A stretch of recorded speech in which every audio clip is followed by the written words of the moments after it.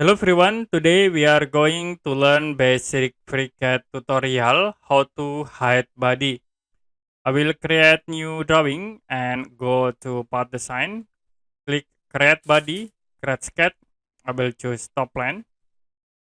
And now you can draw circle as example. Use pet tools to convert into 3D. We create again another body. You can click this icon, create body, create sketch and choose top line again. I will draw rectangle for the second body. Use pet tools to convert into 3D. Now, if you want to hide body, you can click on model tabs and there are two body, this body 1 and body 2. I will hide this body cylinder. You can select and then press space button. It will be hide the selected body. I will select again this body and press space button. To show, you can press space button again like this. We select this body and then press space button to show.